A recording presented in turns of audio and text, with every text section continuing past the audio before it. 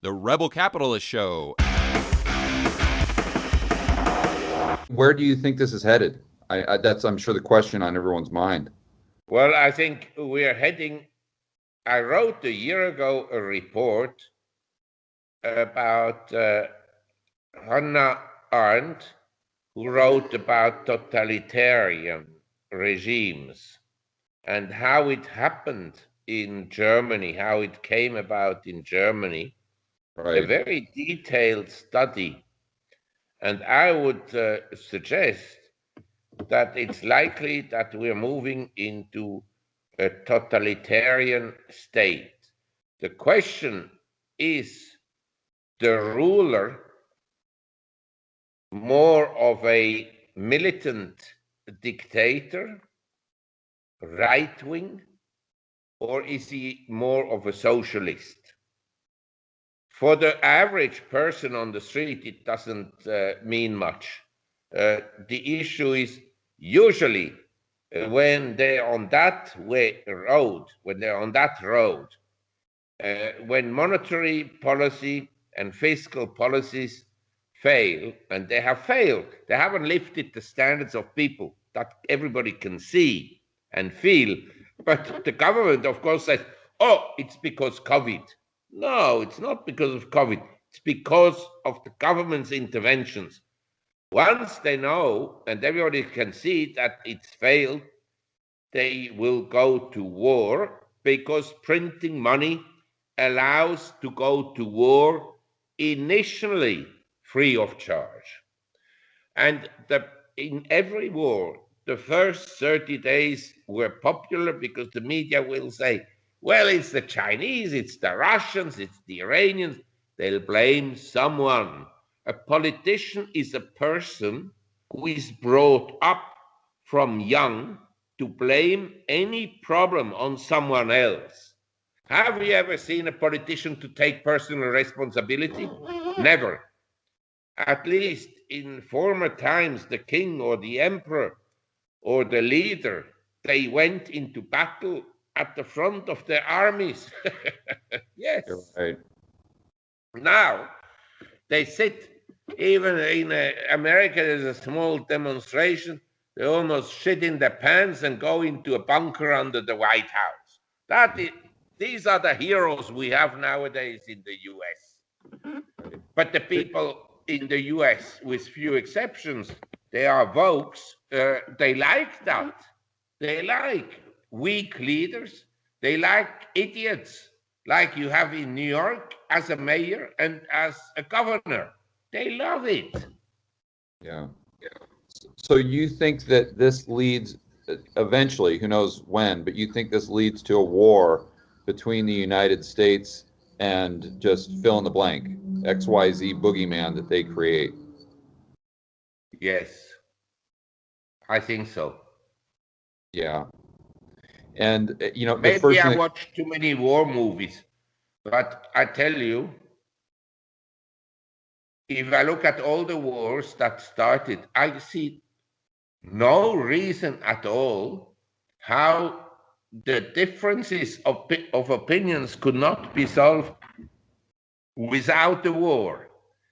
But they all went to war for completely irrational reasons, completely irrational, or for power, or for fear to lose their power.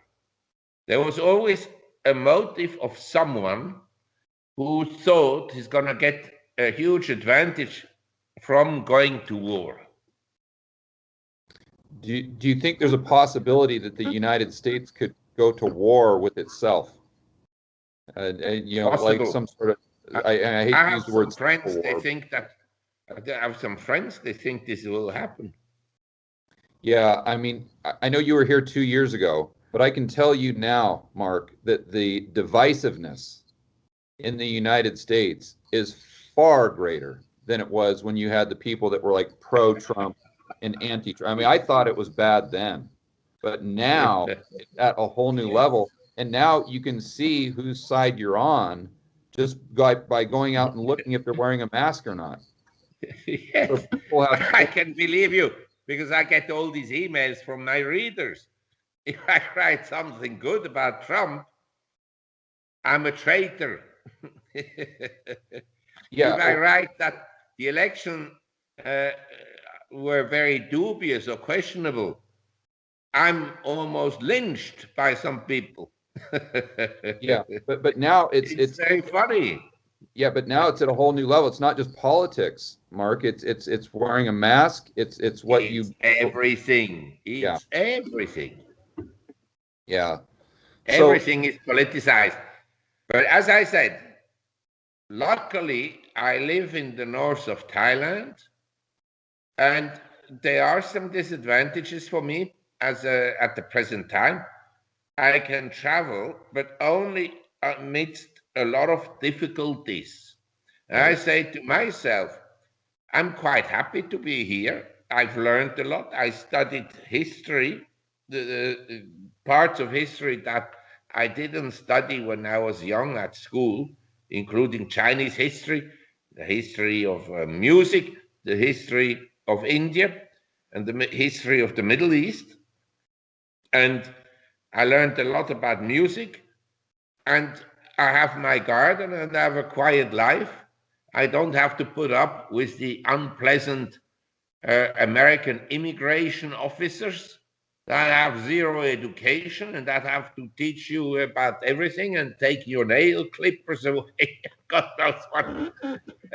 So I'm reasonably happy, but I can understand that someone who is 30, who likes to go to discotheques, as I used to like, and go out to pubs and drinking and be social, that for him, the current restrictions are hell. Mark, what have you learned most by studying history? The greatest lessons you've learned that you would want to communicate to others? Well, there were some wise leaders, not too many, but I think one of the histories that I believe in is that people actually may read history, but then they commit the same errors. Right.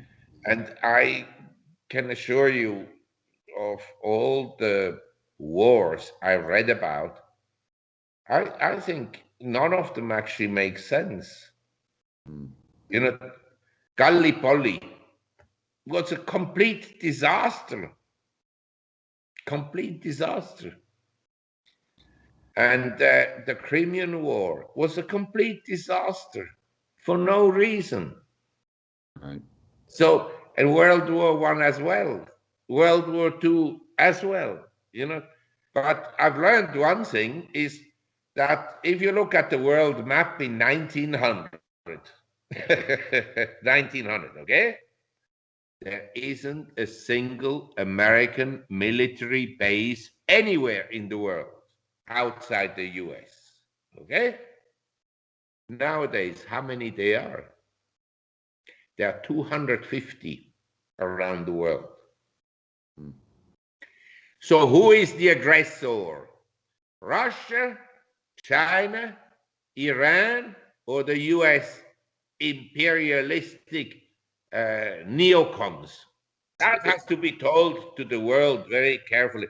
The US always say, oh, well, but we go into a country to improve the government, to bring happiness, to bring democracy. Go and ask someone in the Middle East, in Iraq, in Afghanistan, in Syria, in Libya, how much happiness the US brought them. Ask them. Yeah. So, Mark, what would you do? And I know your time's running short here. What would you do if you currently lived in the United States and you had to stay in the United States? What would you do from an investment standpoint? And what would you do with your personal situation? I mean, would you move to the country to get a same type of setup that you have now? Would you get a second? I mean, what would you do as a plan B to make sure that you were? The countryside is a good idea, because in the countryside you will always get food. In a big city, the food supplies can be interrupted easily, the water supply can be interrupted easily, the electricity supply, and so forth. So I think food security is far better in a small village somewhere in the US, preferably not in a democratic state. Right. And number two, I would diversify my assets and have some assets outside the US, but where the custody is also outside the US. You understand? If you have an account at Merrill Lynch or Bank of America or at Morgan Stanley or at JP Morgan, and you hold some foreign securities, it's different than if you have an account in another jurisdiction. That I want to make perfectly clear. It's different if you hold a fund that invests in real estate globally than from you owning a building somewhere in Thailand or Vietnam or Japan or Europe. It's a big difference. Yeah. And so forth and so on. I'm not a tax consultant, and I prefer not to give too detailed information about how to do all these things, because I don't want to be suddenly handcuffed at the CIA, who is sniffling around the whole of Asia and trying to steer trouble wherever they can.